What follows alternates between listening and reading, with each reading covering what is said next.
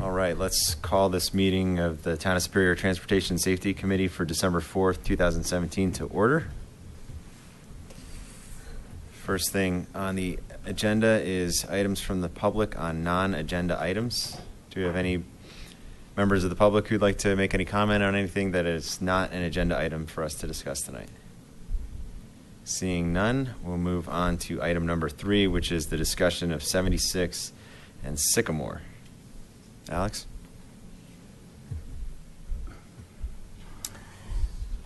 So during the Coal Creek traffic mitigation survey, we did receive a couple comments about 76th and Sycamore about the need for additional pedestrian protection at that intersection. And at the last board meeting, I think the board had a discussion about what to do there. Maybe it was 2 board meetings ago. And I think the board was leaning towards putting up rectangular rapid flashing beacons like we've had in other parts of town. Before that, I just wanted to provide the committee with some background and some options for that intersection and some of my opinions about what we need to do there.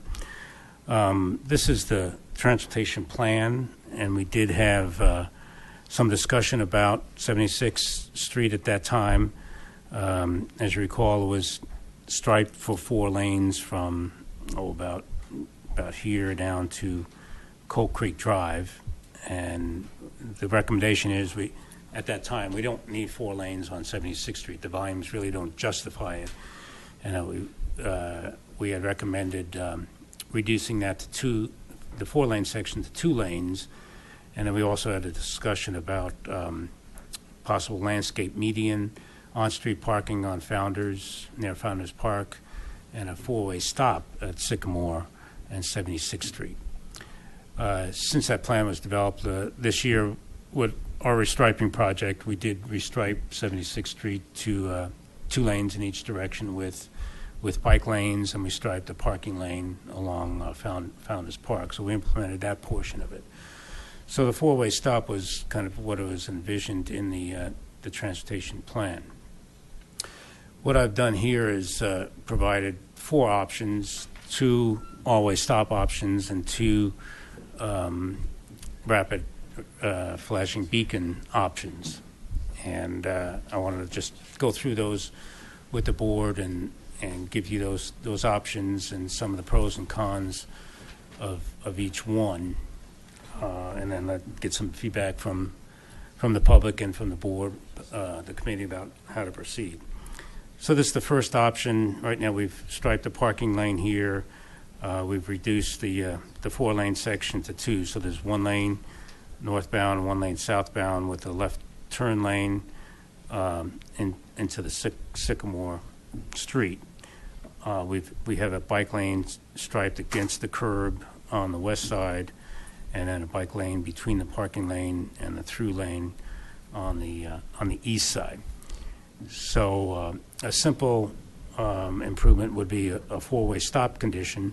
And Alex, just for clarification, so that's how it's striped currently with the, Yes. with the latest restriping? Right? Yes. Okay. Mhm. So we could put a four-way stop. The benefits here are that we provide positive protection for pedestrians using the crosswalks on both sides of the intersection. And that would take care of the residents of Sagamore that want to use the park, or the residents of Sagamore that want to go to the marketplace. So you have different destinations from Sagamore, and you wouldn't have to pick one crosswalk. You could protect both sides. The downside is, of course, we're stopping 76th Street. 76th Street hasn't been stopped before, so we're interrupting traffic, and the users of 76th Street would have to stop. Again, one benefit in the overall scheme of things with using Coal Creek Drive and using 76th Street as a cut-through, this provides another impediment to using that route, Coal Creek, up to 76th So Street. do you know off the top of your head the approximate volume for 76th Street on that side, on the eastern side of Sycamore? Is it material? I can't imagine it's more than. Right. So the volumes we had on this leg Right, yeah. is about 1,000. On this leg, it's 2,700. Right. We don't have volumes here. I would say this is probably. But there's existing stop signs there, so that's not, nobody's going to be disrupted. It's more I'm responding to your comment around the traffic on 76th Street, so. It may be higher, Okay. 12 to 1,500. Okay. It may be lower, but it's probably less than 2,000. Okay. And so, really, I think the volumes are pretty well balanced here, that Sycamore is carrying a lot of traffic. And 76th Street, at least north of Sycamore, is only about 1,000 vehicles per day.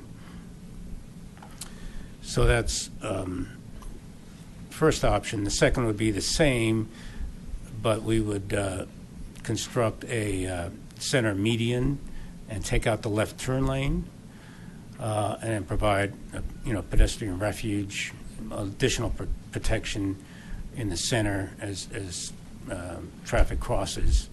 There's a pedestrian refuge to cross to by only having one lane in each direction. With a four-way stop, you really don't need a left turn lane because everybody has to stop. The left-turning vehicles are not going to hold up through vehicles because everybody has to stop. So it's a simpler intersection, provides some landscaping in the area, and is more in keeping with the long-term vision of 76th Street that the transportation plan contemplated. So that's the four-way stop options. We could put the rectangular rapid flashing devices that you've seen throughout town. We just installed one on 6th and Coal Creek Drive. And so these would be push button activated by the pedestrians, push a button, and the lights start flashing.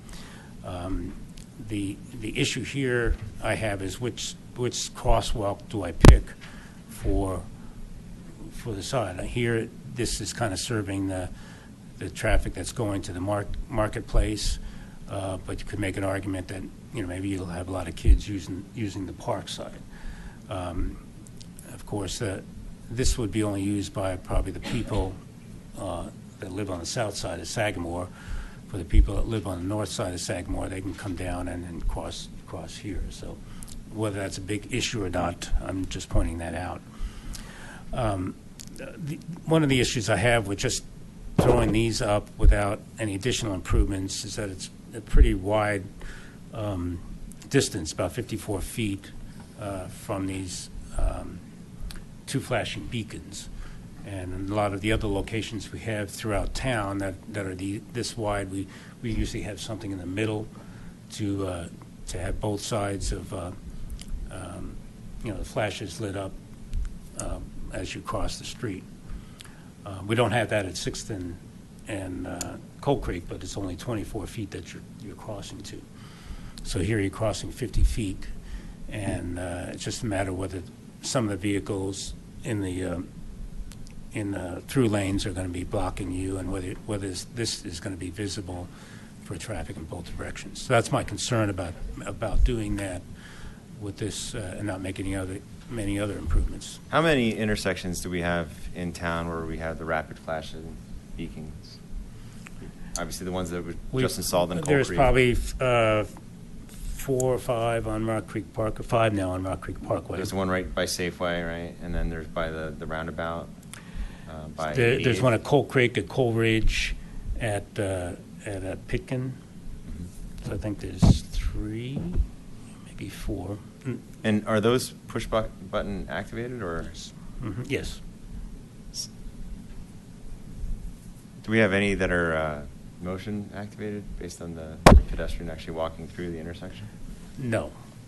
And that's something that's not under development, but other areas have looked at that. Most of the time you want to have a positive, because whether you get picked up and whether you want to make sure the pedestrian knows that when they push the button that the light's going to come up. I would just think that motion sensitive flashing beacons would be more effective, because anytime you're asking the pedestrians to actually do something, I mean, especially if you're dealing with kids. Right. Because I know in Boulder, when you're by the library, those are motion sensitive. You just walk into the intersection. By the library. I think most of the other ones are push button Yeah, I'm activated. thinking about the one on Canyon when you're going. I think those are all motion sensitive. You just The walk ones in. on 28th are not. Uh-huh. So I know just because I pushed a button recently. Okay. So. But I can investigate it further of how those are working and whether they're reliable, that they're picking up, people. My fear is that someone is not picked up and they think they have the flashing light and they cross without it being activated. Mm-hmm.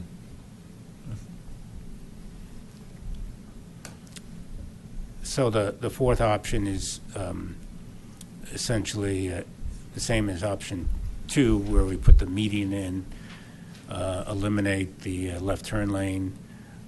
In your packet there, I think this one was missing, and I added that we would add another flashing beacon in the middle, so in either direction you'd have 2 on either side of the through lanes. In this particular case, you're taking the left turn lane, and now the left-turning vehicles, as they come up, would hinder the through vehicles. Again, the traffic isn't that high. That would be significantly different. I would rather err by giving them a pedestrian refuge and taking away the left turn lane based on the volumes that I feel are out there. So those are the 4 options. The costs are a little significant. They're pretty significant. Stop signs will be less than $500 to install in the existing situation.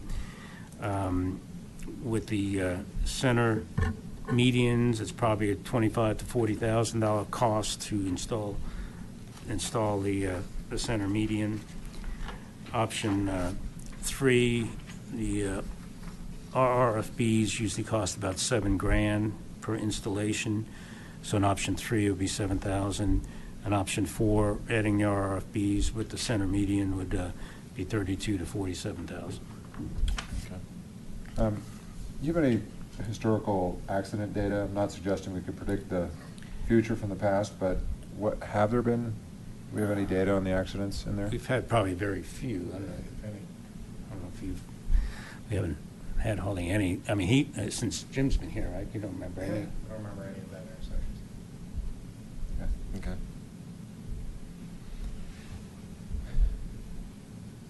Is that it from staff? That's it from staff. Okay. Welcome input from the public. Yeah, any public comment on 76th and Sycamore?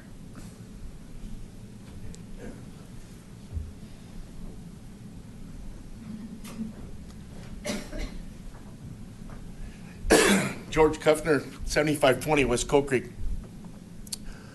I brought up the deal that there's a school kids get picked up there right there where it says 76th Street. And the kids come across there a bunch. But I've never seen an accident there as long as I've lived here. And, you know, on Broadway up there, the university put some of these lights in, and they ended up taking them out and putting real stoplights up, because those blinking lights, if somebody don't see them, it gives a pedestrian in the crosswalk a false sense of security. And they killed some students up there. That's why they changed that over to a very expensive stoplight there.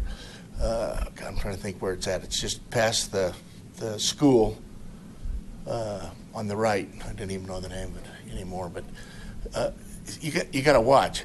And then a stop sign a block from another one. You know, the pedestrian lights is one thing. You got to stop once in a great while for the kids. But a full-time four-way stop is just short of asinine, I think. I mean, it's a pretty good size disconvenience for anybody. Hell with the cut-through traffic. How about us poor people who live there? George, I should know this and I don't. Where exactly is the bus pickup and drop off? Right here.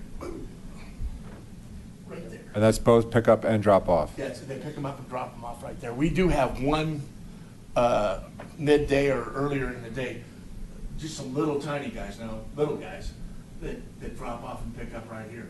But that's, you know, before noon, I think, or so. There's like 3 or 4 kids on a bus. They're just tights. They're just little guys. But if you're going to put the lights up there, it's 54 feet. I mean, streets used to be 60 feet. I mean, that way putting all these medians, and I mean, we can spend a lot of money for a problem that we really don't have, I think. Right. So, I you know, if it's really too far for the beacons and we've never had an accident, I guess maybe we shouldn't do nothing. An option. I'm sorry for bringing it up. Yeah, well, this did come up actually because of your suggestion. Yeah, So, but you know what I'm saying is, I'm just saying. Now, and we've had the lights up here at West Coal Creek and 6 now for a few days. I've yet to see them turn on. Mm-hmm. So, and we also have to watch on sign pollution.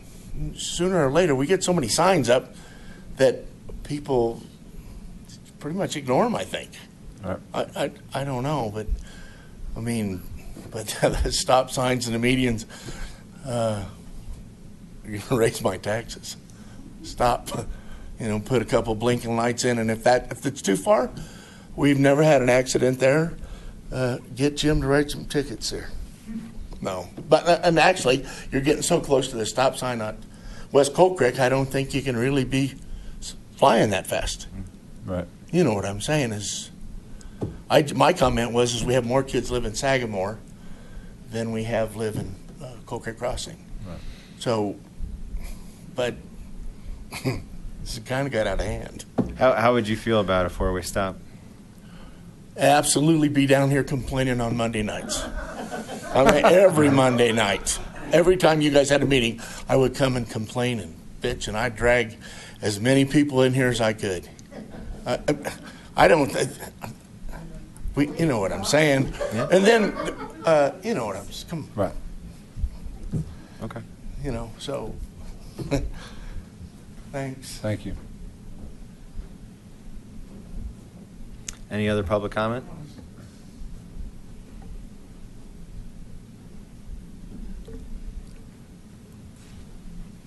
Well, I'll just say, you know, Alex, thanks for the overview on the solutions.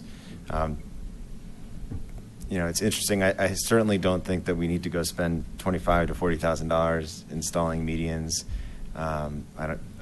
This seems like a solution searching for a problem rather than a problem in search of a solution. So, you know, if this were actually, you know, a safety concern, and, you know, it was initially brought to the attention of the board as a potential safety concern, I'd say, you know, then absolutely, if there was kids crossing there and we had, you know, kind of good cause to do something, then yeah, let's do what we can to make the kids safe. But if it doesn't seem like it's actually necessary, I don't think we necessarily need to solve every single problem in the town with additional signs and rapid flashing beacons.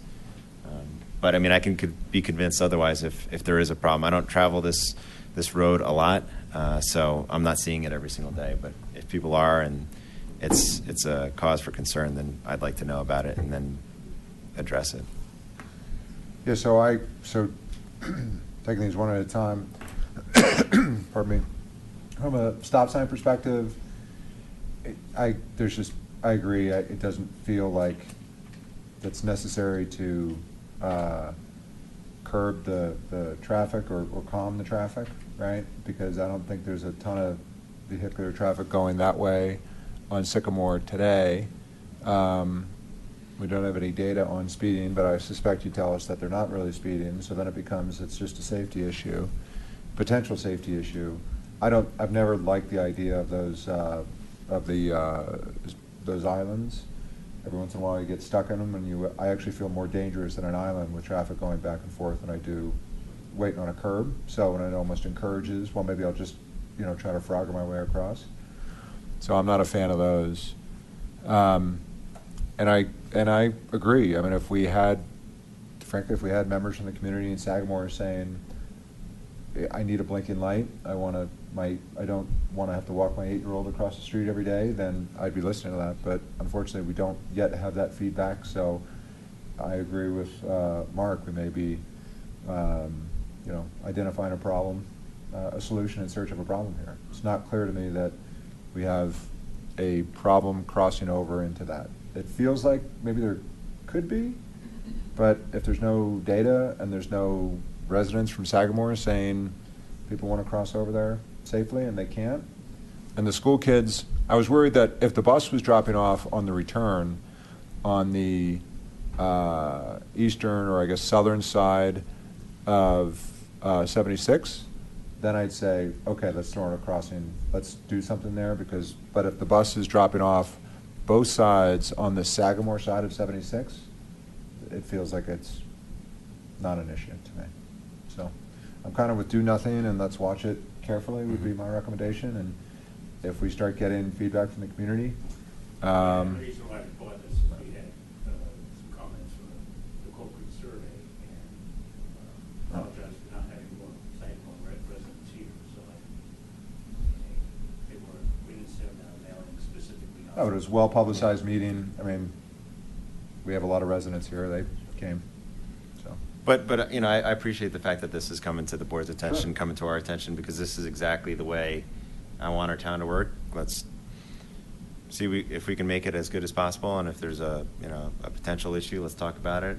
But if the decision is things are good right now, the status quo is acceptable to everybody, then let's do no harm. Right. So. I mean, we had the transportation plan developed in 2014, and we really haven't had any requests for this. It's not really anything to put us forward. It's not really demanding. And we've recently striped the crosswalks so they're nice and bright.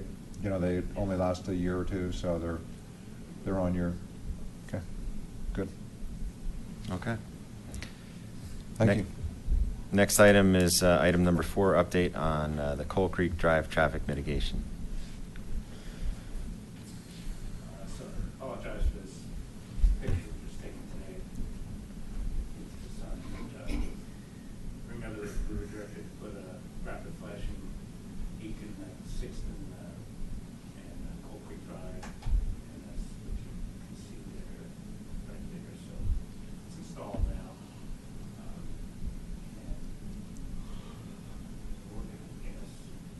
You haven't seen it, George. Not there all the time. I've yet to swear. I got out. Sorry. I got out. Right. Does it work? The other pilot measure you wanted us to implement was a restriction of turns at 4th and Sycamore. This is what we devised. We posted this as right turn only. We posted delineators, try to make people make the corner. It's difficult to restrict the through movements on here. We may add some delineators in the left turn lane, maybe a couple in the left turn lane, right adjacent to the left turn lane, to kind of prevent the through movement and the left turns, because it's hard to restrict it based on what the existing conditions are out So there. I drove this weekend, and You probably made the left turn?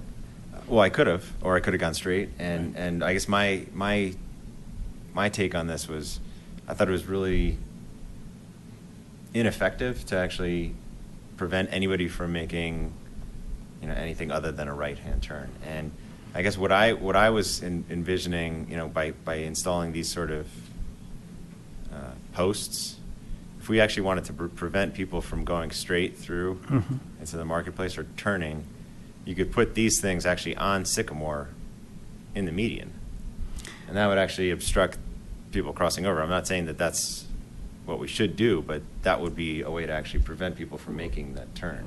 Right, in the left turn. Now, I can put them all the way across. Now you're affecting the marketplace, the left out of the marketplace. Right. Yeah. I mean, I see what you're saying. And if you want me to do that, I think we should at least give them, Yeah. Well, I'm not saying we should do that. I'm just what I was saying is that this doesn't prevent anybody from making a Yeah. left or going straight. and so what, and we had that comment, and we've ordered some more delineators that we'll put adjacent to the left turn lane to make it a little harder to go straight across, to see if that is more Right. effective without allowing the left turns out, but making it harder to go through. So we'll attempt to do that. Okay. So, I suspect we have members of the public that want to talk about this one, but, I'm torn on this one. I was not supportive of it, to do this. And I think so now I'm, as implemented, it's really not that bad, because I was a couple minutes late because I wanted to watch what people did. So now I have a pretty small number, but I watched 2 cars just blow straight through it. So they didn't make the right, they just went straight. So it was reasonably ineffective, and so I will admit that part of me doesn't want you to build an island or put those white poles on the island, because then people won't be able to cheat it. At the same time, I hate the idea that we're going to ticket this thing, and it's going to take, time with Sergeant Chamberlain and patrol to ticket something that, frankly, arguably somebody could protest, and it's going to take more, the community time, the patrol officers' time. So, I mean, I agree with Mark. It seems to be pretty ineffective. I'm just undetermined whether or not I think that's a good thing or a bad thing, to be honest. Right. Because if you make it very effective and really prevent people from doing this, and you put up an island, then I think we'll get a lot more noise. I think this was a creative solution. It may prevent hopefully it prevents the traffic. We were clearly having a traffic issue, and I agree, we had too many cars on Cold Creek. And so I think hopefully this prevents some percentage of the cars, but I think we just have to look at the data. My recommendation is, we look at the data, we do another traffic study in a few months, and if we decrease the traffic by 10 or 20%, then I think, in my mind, I think we could call it a success. But if we didn't change any of the traffic materially, then we need to rethink this, revisit this. Sure. My thought. Yeah, before we go to public comment, I just wanted to show the other things that we've done. Now, this is maybe pretty hard to. Right, 2 signs there. So, yeah, we had trouble where to put these signs. At first, we had them on the right side of the road. We had comments that you need them on the left side, because that's where you'd be in these lanes if you're going to make a Right. left. So we put one here that says to Marketplace use Marshall Road, and then you can see here that says local traffic only.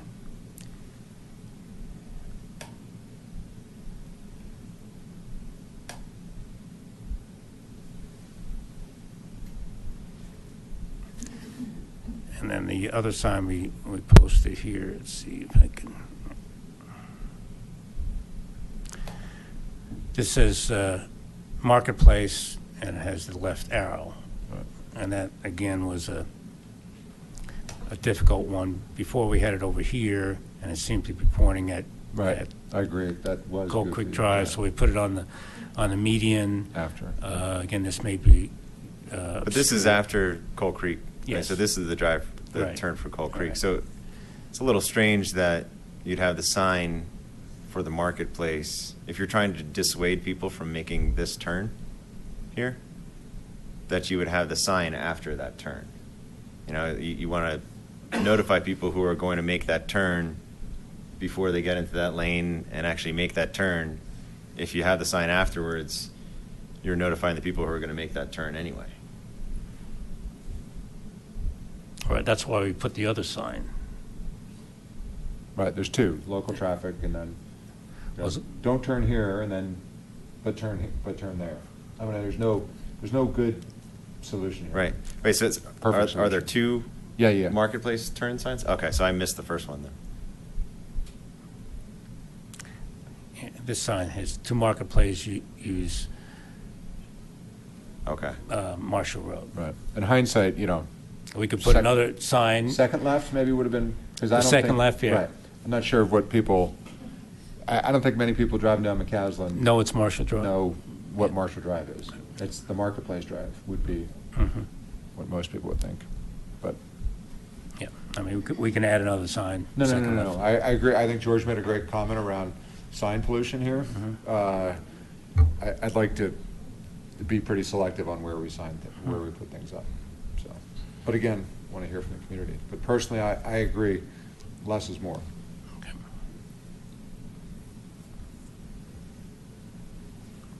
Is that it? That's it. All right. Good to hear from. Any public comment?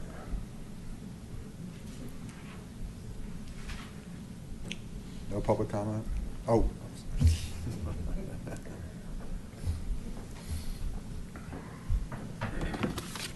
I have a prepared statement that I'm going to read.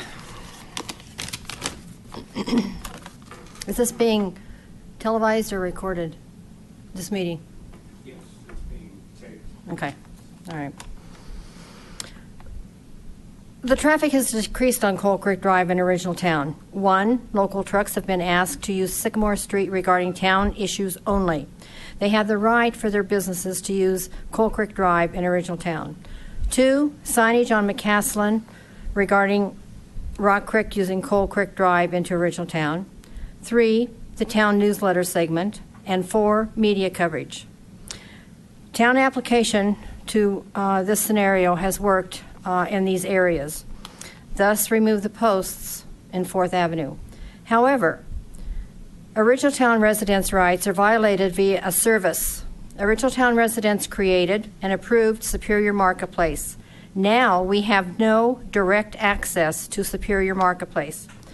I have done an open records request to review and prove to you and the town board that a direct access was created for Original Town residents via 4th Avenue into Superior Marketplace at Superior Marketplace's creation. The recent excellent survey showed large amount of concern regarding vacant spaces in Superior Marketplace. Original Town residents will now not go to Superior Marketplace with their bottom line dollar. With no direct access on 4th Avenue, law enforcement and fire protection is also affected. You, as Traffic and Safety Committee, as well as Town Board trustees, have done no contact with Original Town residents, direct access into Superior Marketplace.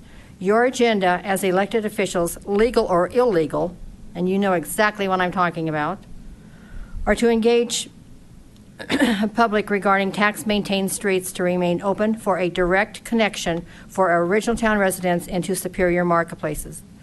Leave 4th Avenue open into Superior Marketplace for Original Town residents. Remove the posts in 4th Avenue now. Okay, thank you. Any other public comment?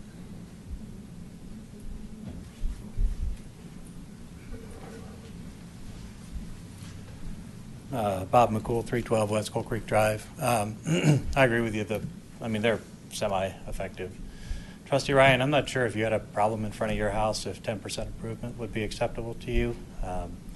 I don't find 10% improvement to be acceptable. So if this is a problem the board wants to take seriously and we'll work on it, I hope we'll shoot for a little bit better than a 10% improvement in traffic reduction. I understand my neighbor's concerns. I'm driving around it. If it adds a minute to my trip to the marketplace, I'd be shocked.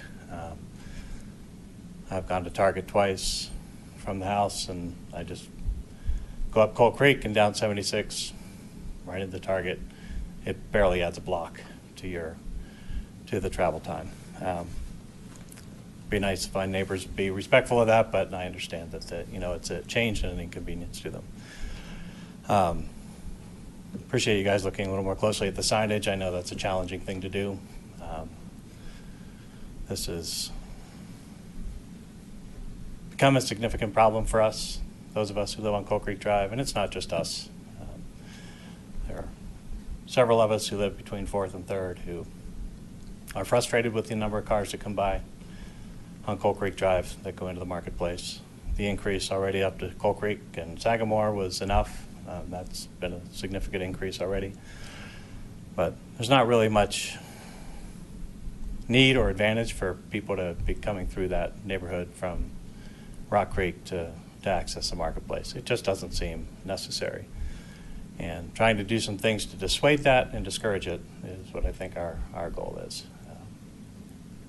So I appreciate us going at it. I hope we'll shoot for better than a 10 or 20% improvement of that traffic that comes through.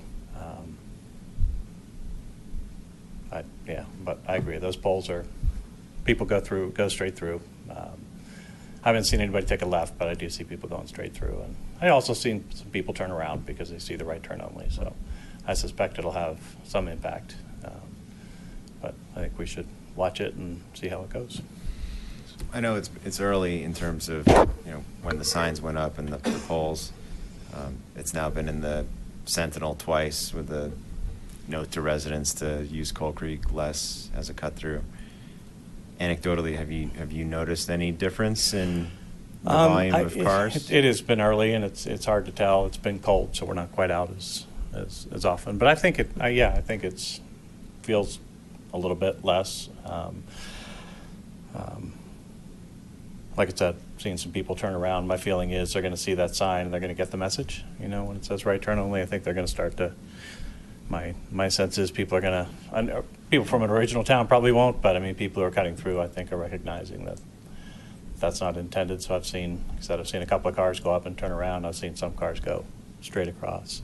But yeah, probably a little bit of a reduction so far. Okay, thank you. Any other public comment?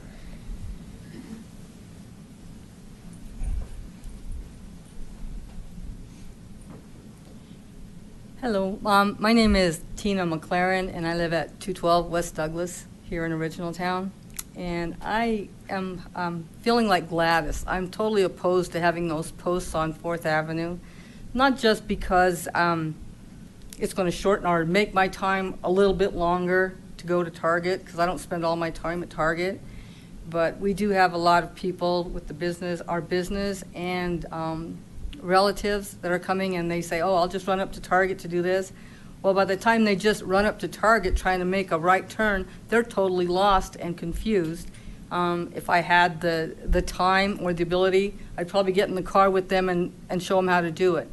But I think it's a total inconvenience to those of us speaking for myself and my family here in Original Town, it's a total inconvenience to have those posts blocking and making you do a right turn only, because we still can get across. So we do have direct access to the marketplace if we go straight across. But if we're going to go straight across, then we're still wandering around other parking lots to get to our final destination, because all the buildings, like Gladys was saying, there's so many closed, empty sites there.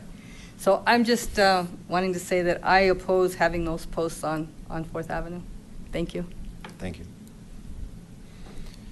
Any other public comment?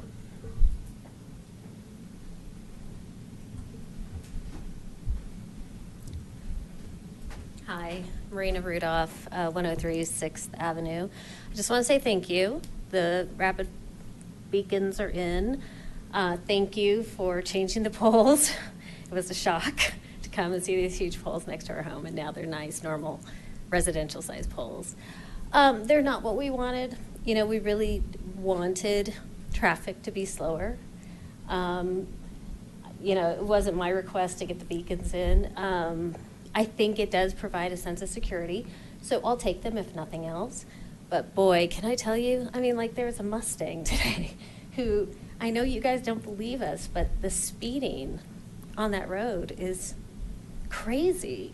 The guy, and it's going up, it's not necessarily coming down, but this guy must have been doing 40, 45 at least, if not 50, heading up. So that's what I would love to see addressed. I would love to see the speeding go down. I have to say, when the gentlemen were there putting the signs in and they had their trucks parked and it kind of squoze traffic and people were so nice, driving so slow, it was awesome.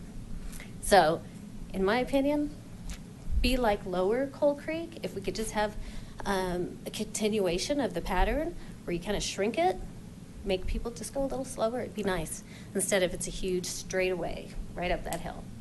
So, but thank you, we appreciate it. Thank you.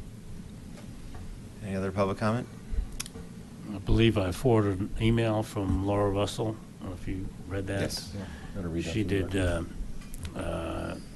I guess, protest the fact that she lives on 3rd and Maple, and she does not like having to travel down Right. Coal Creek Drive and back around to get So to for- Target. So let me just get it for the record. I can't attend tonight's meeting, but I would appreciate it if you would relay the communication that I don't find this a suitable solution. Instead of driving 2 blocks to my bank, I now have to go 10 blocks, more gas, more pollution.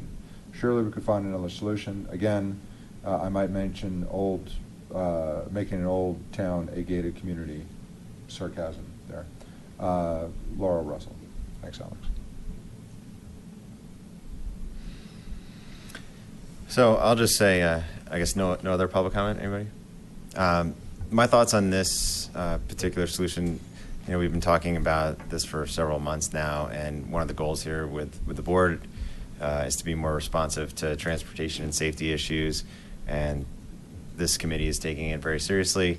And one of the things that we're trying to do is to be nimble and to be more responsive to the community and to do non-permanent, non-expensive pilot programs that you know we can experiment with solutions. And if it turns out that we try something and it's not working out exactly as everybody had intended, or it's not actually solving the problem, then we can adjust from that initial temporary pilot project without spending a great deal of money and making a problem worse. So as far as I'm concerned, you know, I'd like to see some more data. I'd like to see, you know, how you know, the residents from Rock Creek respond to the Superior Sentinel messages, how they learn based on the signage here to use Marshall instead of using Coal Creek. I certainly want to encourage the residents to use Marshall instead of Coal Creek to access the marketplace. I'm not sure if you know, the right turn out of 4th onto Sycamore, if that's the solution to this problem. So the jury's still out as far as I'm concerned with that, but you know, I'm hopeful that, you know, we can all as a community work together to, you know, be a little more considerate of you know, the impact that we may have on another community that we may not necessarily anticipate having by just using a road as a cut through, because we don't necessarily live on that street. So I'm hopeful that we will see an improvement. We will see less traffic on Coal Creek, and that we continue to just study this issue closely and monitor the traffic reports and you know, Well, we continue can, to address this. what we can do is leave this in place for another month, 2 months, take some more traffic counts. We did have a turning movement count at 4th and Sycamore before we put the delineators in, so we know how many people go straight and turn. So we could do another count. I would suggest we do that in January after the holidays to have a comparable period. We probably did it before Thanksgiving before. And when did the delineators go up? Was They it went last up week? a Like week and a Thursday? half ago, Wednesday or Thursday? about a week and a half ago, yeah, Okay. before Thanksgiving. Okay. Oh, wow, I realized. And then I guess do you want me to put more delineators on? Try to make it more harder to go through. No, because you're going to cut off our direct access into the marketplace. Well, that's what the intention was. So I will leave it to your expertise as our traffic engineer, and I think you know how I feel. With regard to the speeding, there were a lot of issues here, and there's traffic Right. and safety is always the most important thing. If somebody's going 35 miles an hour, call the non-emergency number. If they're going 50 or you feel like they're going to hurt somebody, dial 911, right? There's completely unacceptable, and absolutely, people should not be going that rate of speed. That's completely unacceptable, and that person is just a knucklehead, right? So whether or not you put up signs or the poles or anything else, they're still going to do that, and the only people that are going to stop them are people with badges, and they shouldn't. And we have funded some additional patrol officers this year, so we should be seeing more patrol, and went out of my way to ask Sergeant Chamberlain that he got everything he wanted in the budget, and he did. So, he's happy. We should absolutely call non-emergency and get that solved, please.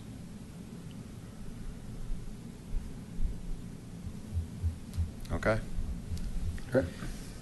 Next item on the agenda is the update on Castle Peak. Okay.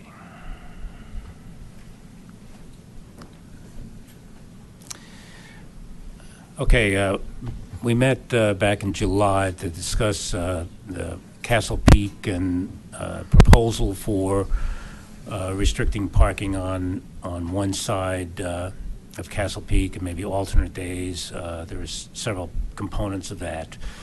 At that meeting, the TSC was not in favor of proceeding with that proposal, but they wanted to try some other traffic mitigation measures. One measure was to restrict parking at certain locations near crosswalks and intersections to deal with some of the issues that were going on Castle Peak. It's hard to see this particular graphic, but I think this is Huron Peak, and this is a four-way stop. We restricted parking right in this area, about 50 feet from that whole intersection on both sides. We also restricted parking in this area and in that area where those two cars are parked. And that was an attempt to get some of the parking off of Castle Peak in that particular area. So we implemented that. There was a question about putting some no parking zones near Mount Sulphurus. In this area, we decided not to do that just because the existing town ordinance restricting parking from stop signs and crosswalks from 20 feet stop signs, 30 feet. Was also already in effect at this location. The other area, if we had painted this red and restricted parking, we could take parking space in front of people's house for those two houses and these two houses. So we did not follow through on that particular recommendation. There are some other areas that we looked at but decided not to carry forth on those particular parking restrictions. There was also a request for let's try out some speed hump locations, maybe do temporary speed humps, and look at some potential locations. Hadn't followed through on that, but I went ahead and prepared a potential speed hump plan looking at Castle Peak and Huron Peak, and try to isolate sections for about 1,000 feet where we'd have some sort of traffic calming feature. So on Castle Peak, up by Rock Creek Circle, we have a stop sign here, and we have a stop sign at Huron Peak. So another location somewhere between those two stop signs would make some sense. We have stop signs at Mount Sopris, so between Huron Peak and Mount Sopris, have another speed hump location on either side, one on Huron Peak, one on Castle Peak. And then from Mount Sopris, we have this long loop, and so maybe a couple locations between on that loop south of Mount Sopris. And I put on here, I don't think on your graphic, on your memo, but I put the grades, the actual grades. So on this upper section, we have looks like steeper grades than the lower section. So 4 locations, one around here, one between, I think this is that Torrey's Peak or Snowmass coming in, and then another location down here. So maybe 1, 2, 3, 4 locations, and 3 down below. So about 7 locations as potential for speed humps. It's a fairly long route. Again, this loop is such that cut-through traffic may not be as big a problem as some other streets, although we do have the school traffic where you may have some cut-through during school periods. So what I'm suggesting that the committee would like to proceed with speed humps, that maybe we choose the 3 on the upper circle, the upper loop, and see how the temporary ones are effective in terms of reducing speeds. Some of the speed data we had some speed counts in April at this location on Huron Peak. The 85th percentile was 26 miles per hour. Speed limit is 25. On this location near on Castle Peak, it was 29 miles per hour versus 25 miles per hour. Which, is that aggregate both directions, or that's just one direction? It's probably one direction. Going up or down? I think it was in the downhill direction. Do you have any speed data on this section of? No, we're going to be Castle? taking speed data.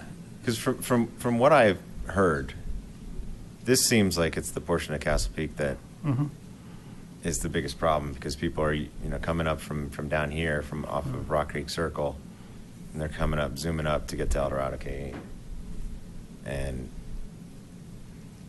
if that's where the volume is, and if that's where the speed is, I certainly don't want to put unnecessary speed bumps in an area where it's not necessarily a problem, or if there's not a lot of pedestrian traffic with children. Yeah, the traffic volumes, at least down here, are pretty high. Yeah. That's 2,700 Right. is pretty high for residential. So I don't know how many people are traveling. I would presume that the traffic here is people driving back to their homes. Same thing with this section of Huron Peak, but people that are traveling this section of Castle Peak aren't necessarily, they don't live here. They're zooming around, going to Bell Flatirons or going to the Yarrow and going elsewhere. And if that's where the problem is, that's where I think we should be focusing our attention. But that's just my understanding anecdotally from what I hear about the problem. So Again, there's a lot of problems, right? Right. There's the parking issue, which we're not talking about the parking at this point. We're talking, this is more about speed mitigation, traffic calming. Right. And potentially, can you divert people to where we want them, presumably, which is nobody's going to do it, but if you're trying to get up to drop somebody off, Indiana would be the preferred method. Driving down, right? I mean, that's, Right. But you'd have to have some in order to disrupt a material amount of cars and send them to Indiana, you'd have to, nobody's going to do it. So, Well, because then people are just going to come up Torrey's.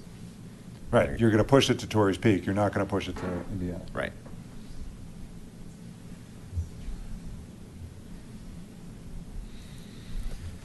Anything else from staff? No. Any public comment?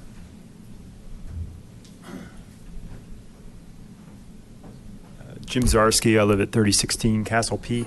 I live right here. Recall.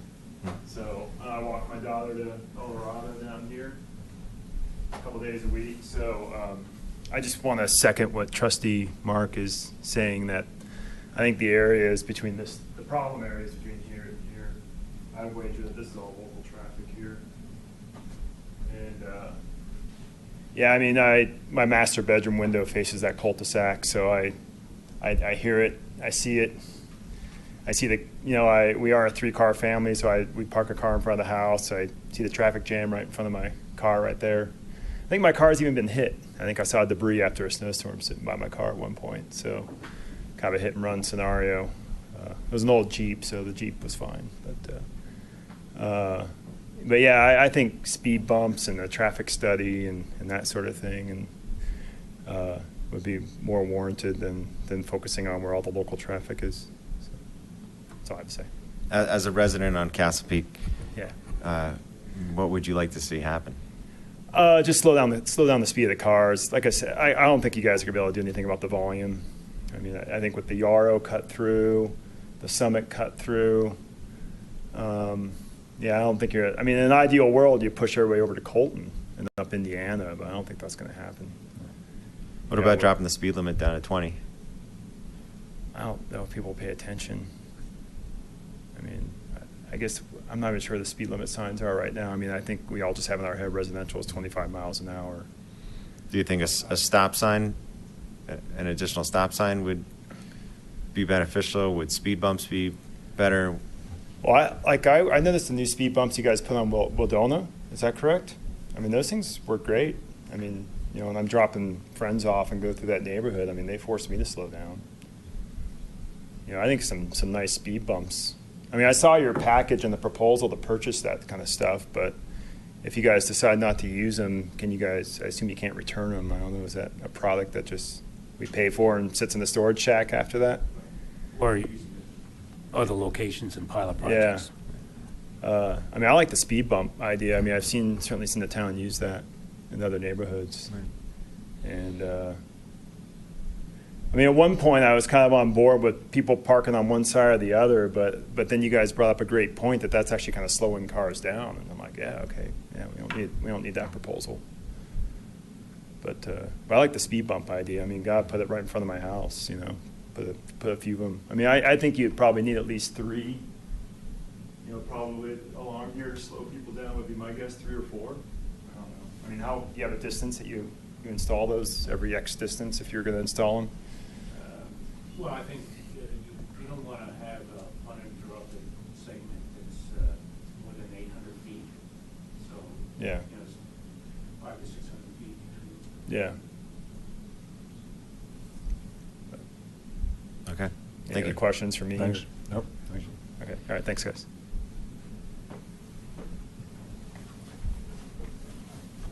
Hi, Krista Nolan, 3071 Castle Peak Avenue. So I am about here.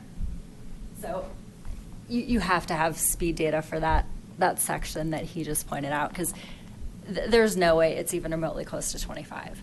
I mean, it's a huge section between the stop sign and the next one that people just go anything. And I know we're not talking about parking, but between cars parked on the street and today's trash day, it's crazy. And I think the cars slow some people down, but then it just creates chaos for everything else. So I think with the speed data, speed bumps would be something to try, but I don't want one in front of my house. I want to be the section in between. And that sounds really horrible. And I think speed bumps would potentially be the only hope of diverting traffic to somewhere else, but you're going to push the problem somewhere else. So that's just my thoughts. How do you feel about another stop sign? Well, where would you turn? Talking like, about right here. so turning that like into a three-way stop. Maybe. I also feel, I probably, go somewhere at least once a day. I don't feel like there's enough enforcement. I think that could be a deterrent. I think if you hit it super hard, people might change. I would say maybe once a month, somebody does not stop at the stop sign, like not even a half-hearted attempt at stopping. And I think if you throw some, tickets at it, people might change. So, I don't know. Do you notice a difference in how people are using the street during the school year versus the summer? Yeah, I know I do not try to leave at 3:30 when school gets out. Between kids walking and the traffic, it's a bad idea to try to back out of my driveway. And I will not park my car on the street. It's asking for it to get hit. It is just a bad idea. So. Okay. Thank you. Hi, I'm Michael Smith, 2941 Castle Peak. So looks pretty close to location 1. And the people across the street moved out because they have a 4-year-old, and they were just terrified. To give you an idea of what it's like, particularly around the school hours. And it's funny because I would sit out and watch and try and, when people are going to school, they're going like faster than crazy.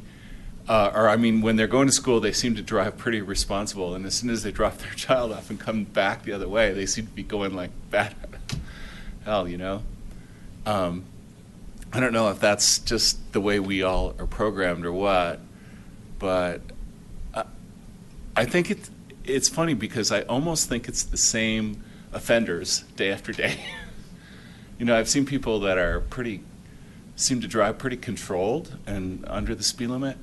There's an adolescent group of folks who are using this road who are pretty fast, but it's mostly adults that I see that are really, really cranking through there.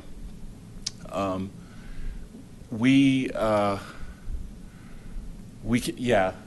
second the idea that it's very difficult to even get out of your driveway, let alone, if you pick the wrong particular period of time, you better have backed in, because that way at least you can hit the opening. Which, if it was really 25 miles an hour and people were really driving like that, you shouldn't have to try and hit the opening hard to be able to get out and leave your house. So I think that we talked with the town of Superior earlier in the summer. They put up a temporary speed indicator sign. I personally sat out and watched. I never saw what the data was from that. I assume it collects data. It didn't seem to have much effect. People, 37, yeah, no problem. Just keep on going, it's flashing red. But I think that I would definitely be behind speed bumps, particularly around that particular section, just because I think people are getting a pretty good head of steam by the time they get there. And I'll also second the stop sign here does not seem to be really obeyed, which has me a little concerned. There's a bike path near there. I'm not sure exactly which side it's on. But kids are just scooching out there on their bikes. Right here, right? Yeah. And if you don't stop at that stop sign, if you just sort of kind of cruise through it, it's a potential problem. So I think with some kind of speed hump or traffic calming, the quality of the neighborhood would go up, without a doubt. Let me ask you the same question about a difference in school year versus the summertime. Do you notice any difference? I haven't particularly noticed a lot of difference. I don't know if people are just on the move in the morning. between that 7:30 and 9:30 timeframe. But it seems to get a lot of traffic. I haven't noticed it to be seasonal. I think that if you really, truly want to encourage people to take Colton to Indiana, you should make most of these major pathways have speed bumps. I really think that would do it, because people hate them, right? They'll go a little ways out of their way. And I will also tell you, driving on Colton and seeing the speed limit indicator sign just always makes me laugh, because here we are, the closest house is 150 feet from the street, and we're worried about people doing 35, and then I'll turn the corner and people are doing 35 or 40 on Castle Peak. So that always kind of gets my goat. It's like, why are we worried about 35 on Colton when the real dangerous part of this whole thing is more of these residential streets? Okay, thank you. Thank you. Any other public comment? Alex, I have a question about, if you could go through to page 3 on the slides. So the traffic counts. So we've got data collected on Castle Peak and then data collected on Huron Peak, right? And the Huron Peak data is from April 12th, 2017 to April 20th, 2017. And then the Castle Peak's from March 23rd to March 31st. Spring break. And is that spring break? It is. It was. It was? Yeah. And where on Castle Peak is this collected? Is this on the southern portion or the northern portion?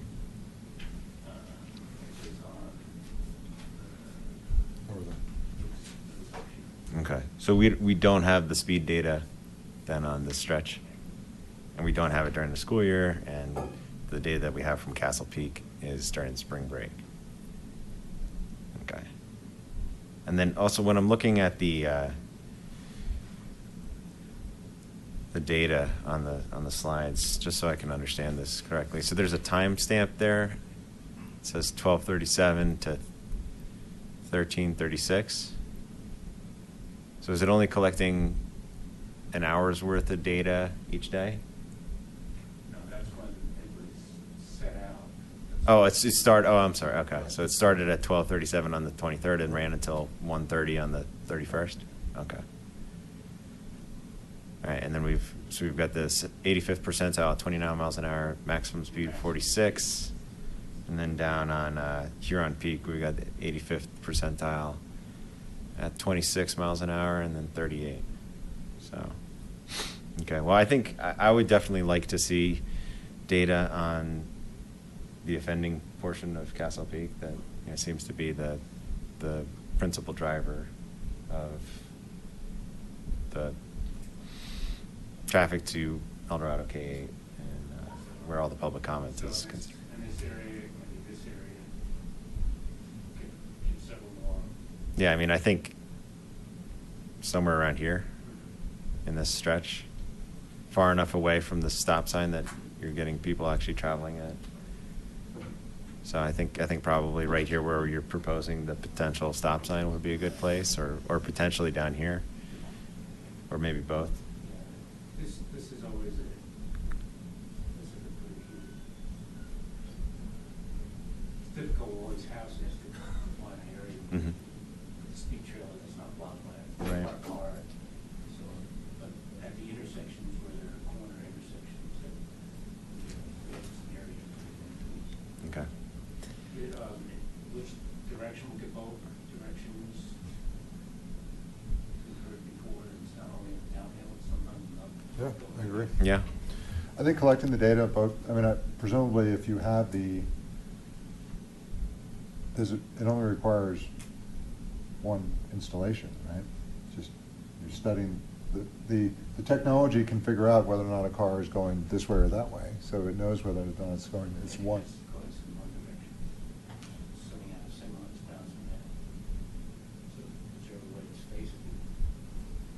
Don't you usually have like two rubber strips going across the street? No, Yeah? this This is different? speed trailer. Okay. Oh, Okay, okay. all right. It's not the rubber strip, it's this trailer. We can do that. We can collect it more comprehensively with the rubber strips. We can do that as well. Yeah, I think doing the rubber strip makes sense. So this is important to me. We have to stop this. I think speeding, I think it's completely unacceptable. I just don't think there's much we're going to be able to do about traffic volume. We're not going to be able to do much about the parking, the speed, and having traffic calming measures and additional enforcement is something that this committee and the board can and should be addressing. So I personally don't feel the need to wait for the purchase of the speed hump, and let's make sure we're talking, there's a difference between a hump and a bump, just so people know. And you can Google it later if you're confused, but a hump is going to keep you at 25, right? Maybe 23, but you're going to be able to hit it at 23 without much disruption. We're not going to do bumps for whatever reason. But I'd be supportive of doing that now, and then also look at the volume. Because I don't, if we do the study, it's going to tell us what we already know, which is, you're going to have a significant percent of people driving at the 85th percentile. And you're going to see some folks in the over 40 mile per hour range, which is insane. So if the speed hump prevents the guy from going 40 and makes him go 30, that to me is a win and worth the investment immediately. So this is, I agree with Trustee Ryan completely. This has been an issue that we've heard about now for the better part of the past year, and people have been talking about it before we were on the board. I think this needs to be addressed immediately. What I would recommend doing is, immediately let's get the data. Let's put the speed signs, the rubber strips or whatever, get the data going both ways, up and down. Let's do it not during any vacation weeks, but during the school year. I would get these temporary speed humps on order, get enough of them that we could deploy them immediately. But what I would like to see is let's do the study and then immediately put those speed humps in and do the study again with the speed humps. So we have, again, during the school year, and you can see how people actually respond to the speed humps. If nothing else, I don't think that the volume is going to change, but I would hope the speed changes. And then if that's not sufficient, then we should consider, maybe we need to put in an additional stop sign. But in the interim, we'll have these speed humps installed, and these are relatively inexpensive. They don't cost the same as the permanent speed bumps that were just installed on Weldona, because those are $15,000 a pop. So those are really expensive. We want to make sure that we're putting them in the right location. But I fully support having these temporary ones ready for the town to deploy.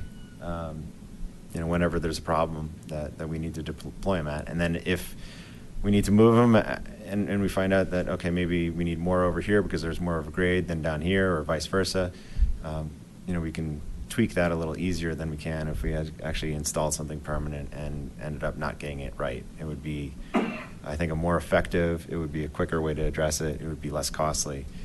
And then if it's not sufficient, maybe we need to do something in addition, like an additional stop sign. Maybe we need to do a lowering of the speed limits. But I'd like to get this data yesterday. Yeah, I think with using the road too, we could probably get, probably 4 or 5 locations along here.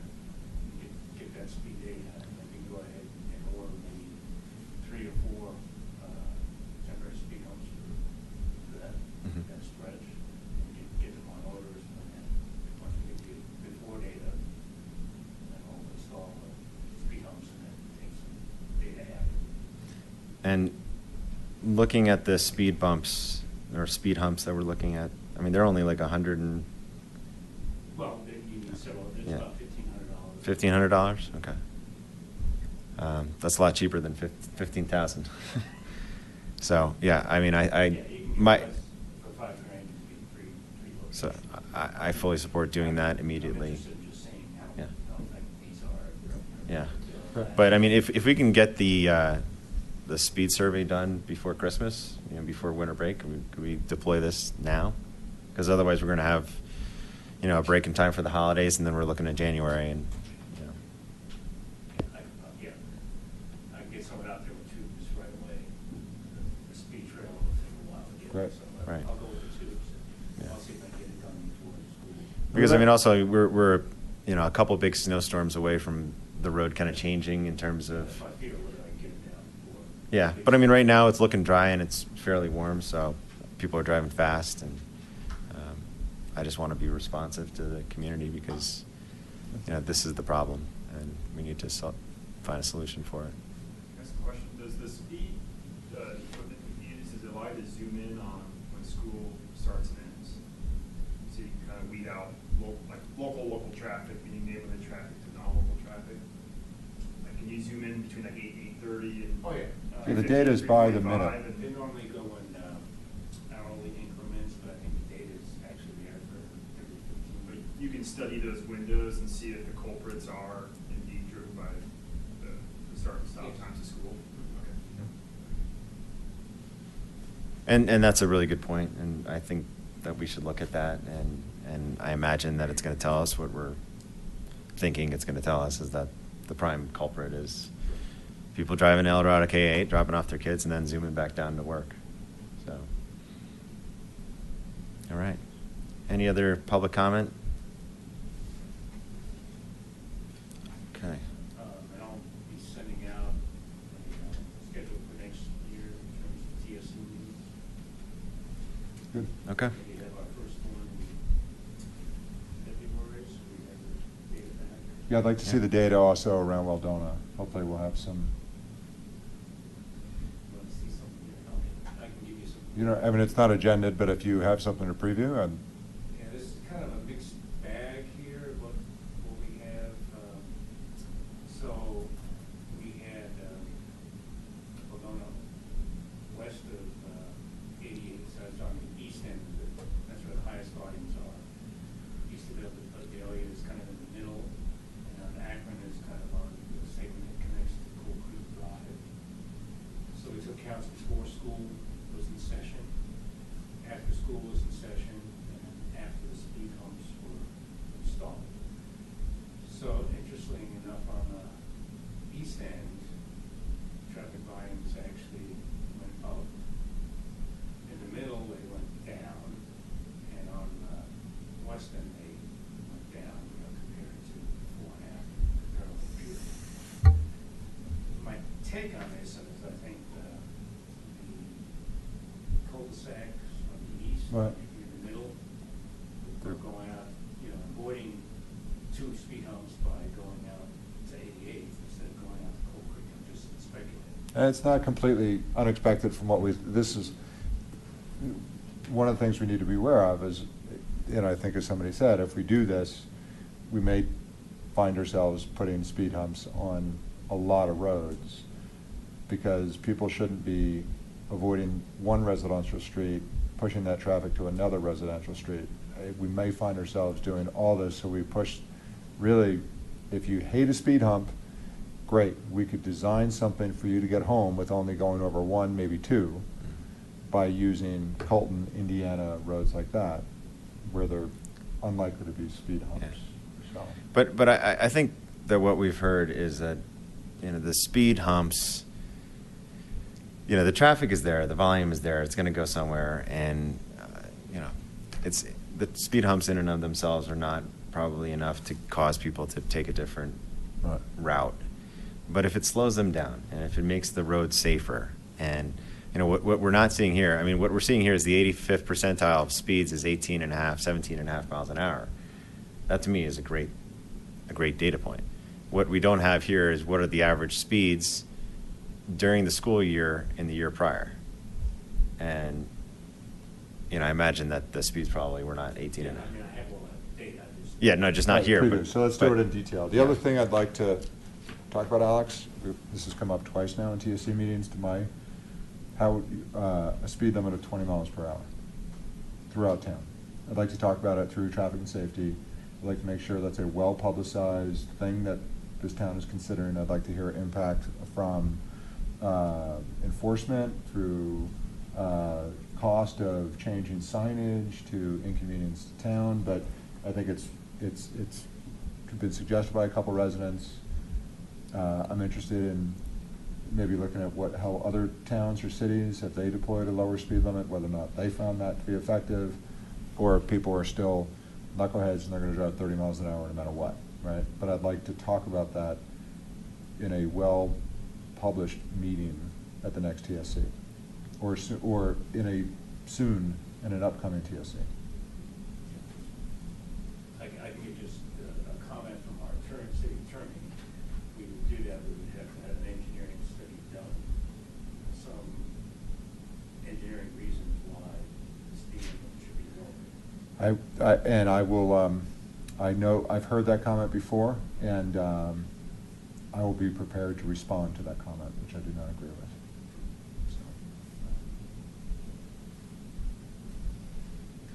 Okay. Anything else? Nope. All right.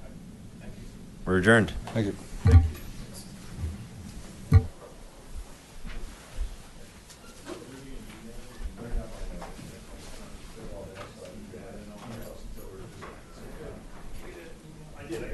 I ask you a follow-up question? Of course. New business or whatever? Sure.